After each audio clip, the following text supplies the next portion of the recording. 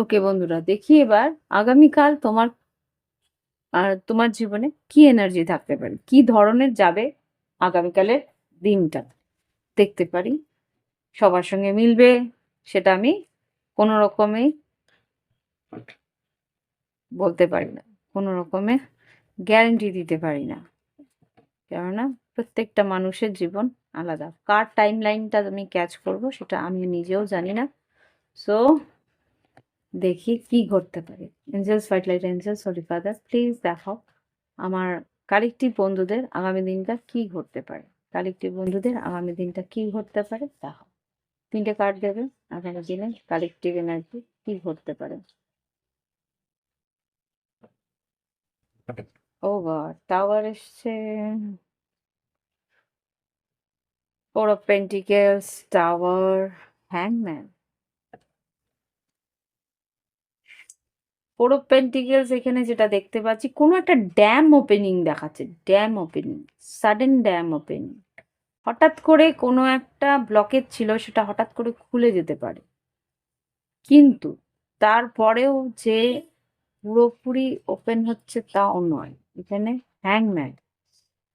Angeles please আমাকে দেখাও এই, আমাকে একটু ক্লারিফাই লাগবে, দুটোই মেজর আরকানা। টাওয়ার কার্ডটাকে ক্লারিফাই করো। এতগুলো নয়, টাওয়ার কার্ডটাকে ক্লারিফাই করো এঞ্জেলস, একটা কার্ড দিয়ে টাওয়ার কার্ডকে ক্লারিফাই করো। Sun card, 5 of swords. Okay, কিছু একটা ক্লিয়ারিটি পাবে, আইডিয়ার ক্লিয়ারিটি হতে পারে। এখানে হয়তো মাইন্ড ব্লকেজ ছিল বা মানসিকভাবে একটা ব্লক ব্লক মনে হচ্ছিল, সেই জায়গা থেকে তুমি হয়তো কিছু ক্লিয়ারিটি পেতে পারো। 5 অফ সোর্স, এটা কারোর সঙ্গে কথা বলতে বলতে হবে, বা কারো কাছ থেকে একটা আইডিয়া পেয়ে হবে, কারো কাছ থেকে একটা পাথওয়ে, একটা ক্লিয়ারিটি পাবে, একটা পাথওয়ে পাবে। হতে পারে কারোর কাছ থেকে কিছু রিডিং নিলে, বা কারো কাছ থেকে কোনো রকমভাবে কোনো কথোপকথনেই হয়তো ক্লিয়ারিটি পেয়ে যাবে। সান কার্ড আর 5 অফ সোর্ডস, আর এখানে হ্যাংম্যান। তোমার চিন্তাভাবনার মধ্যে যে কোথায় গলত হচ্ছে সেটা কিন্তু তুমি ধরতে পারবে, বা সেই মানুষটাই হয়তো তোমাকে ধরে দেবে। হ্যাংম্যান, চিন্তাভাবনার একটা প্রসার হবে, বা চিন্তাভাবনার একটা চেঞ্জ আসবে। হ্যাংম্যানকে ক্লারিফাই করো। Page of swords, 10 of once.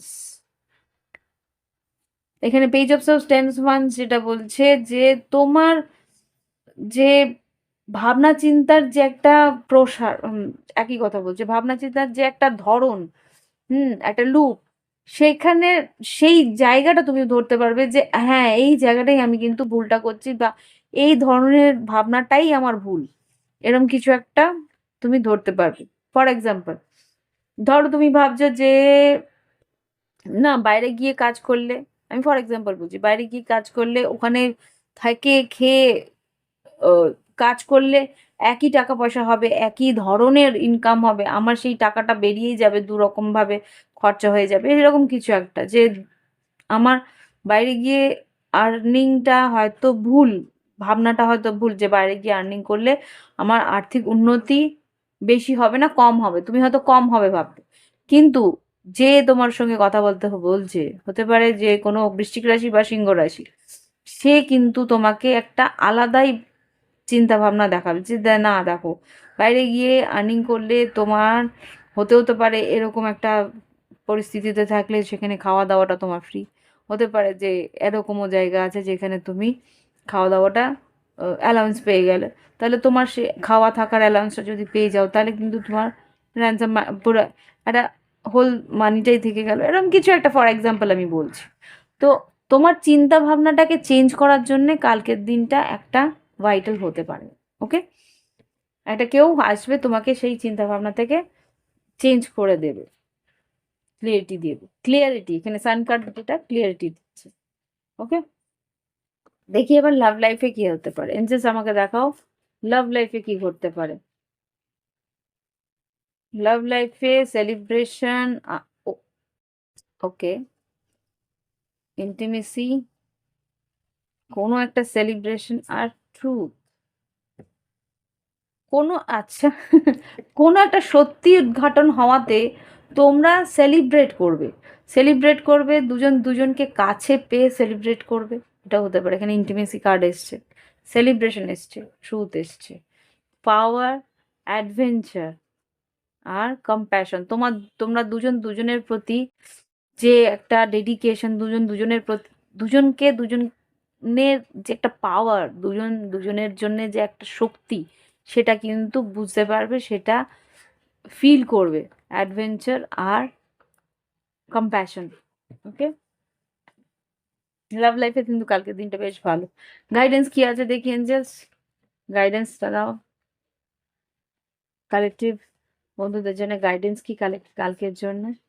Here and নাও, এই মুহূর্তে যা আছে সেটাকে নিয়ে ভাবো। আর thinker, flexible, Y, go to the C.